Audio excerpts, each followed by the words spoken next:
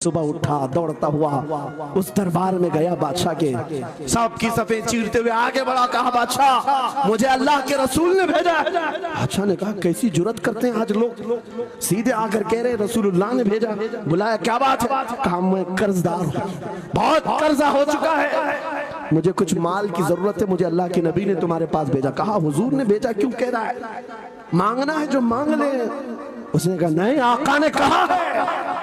बादशाह ने कहा फिर भी तू कह रहा है? कहा हाँ, ये भी बताकर भेजा रोजाना रात को तन्हाई में तुम 1000 बार दुरूद पढ़ते हो और कल थक करके सो गए थे, कल पढ़ना भूल गए थे। इतना सुना बादशाह अपनी कुर्सी से उछल कर आ गया। कहा ये तो राज है, मेरी बीवी भी नहीं जानती, अगर तुझे खबर है तो फिर आज तो मेरी मेराज का दिन है, इसलिए कि अब तक जो पढ़ता था अब यकीन हो गया वो सुनते भी थे, वो सुनते भी थे, वो सुनते भी थे।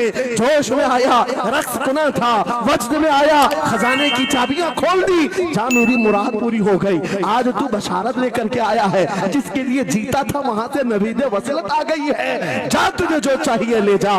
वो नौजवान गरीब आदमी था, तंगदस्त मुफलिस जरूर था, लालची अय्याश नहीं था, जरूरत भर का माल लिया और चलता बना, सीधे अदालत में आया। काजी साहब से कहा बुलाओ जितने कर्ज खा थे, सबका कर्जा एक ही दिन में चुका दूंगा, आज पैसा लेकर के आया हूँ। सब आ गए थे, अदालत में बैठे हैं। काजी साहब कुर्सी पर आए, जब ये पूरे सीना थान कर खड़ा है, माल है आज देना है, जिल्लत नहीं होगी। काजी साहब की आवाज आती है, गरजदार आवाज, ऐ नौजवान बैठ जा अपनी जगह पर। ये सहम गया, आज कौन सा ऑर्डर आने वाला है। काजी साहब ने फैसला बदल दिया, कहा तू अपना कर्जा नहीं अदा करेगा, तुझ पर जितना कर्जा है मैं अपनी जेब से अदा करूंगा। क्या बात है, बात ये क्या बात हुई, ये क्या बात हुई?